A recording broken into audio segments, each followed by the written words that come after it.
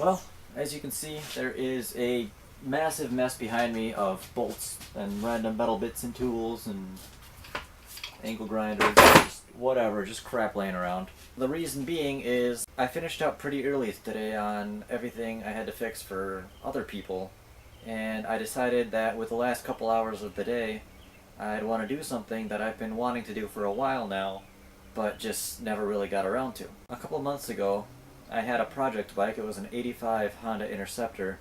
It was a pretty nice bike, actually, and I got it for pretty cheap because somebody had it sitting around, and they ended up cutting a bunch of wires, and I don't know, they just screwed up a bunch of stuff on it. I got it and I repaired it, and I actually had it running and running pretty well, and the bike was at 70,000 miles, so just out of the blue, I guess it snapped a rod, and that was it. Bike was toast. I ended up selling off the engine and most of the parts on it, and what I still had left over was the frame, the rims, the tires, the chain, the sprockets, gauge cluster, just basically just a rolling shell of a bike. In one of the videos that I posted a couple months ago of this bike, I said that I was going to attempt to convert that rolling shell into an electric motorcycle, and it would pretty much make me a liar if I didn't go ahead and do that.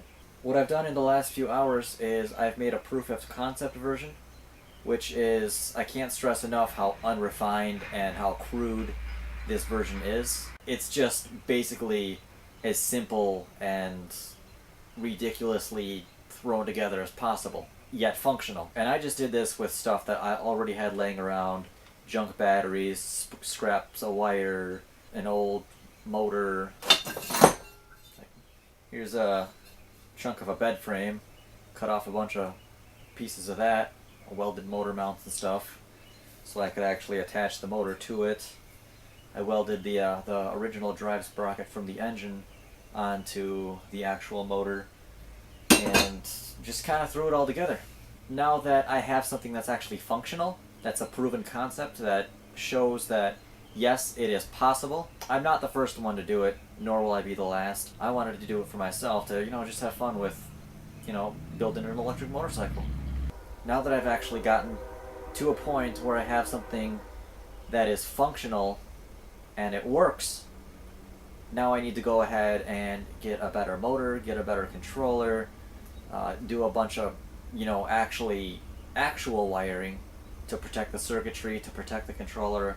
I need to add a preload resistor and a bunch of other actual, pretty much safety features and upgraded components to make this thing powerful and functional and actually practical.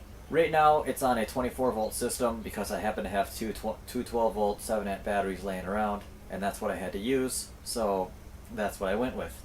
On the actual bike that I build after this one, it'll have, I think I'm going to go with a 48-volt system, all the proper controllers and stuff for that system. I'll obviously have everything fused and wired up correctly. I'll have all the connections soldered and heat shrinked and just do it the proper way.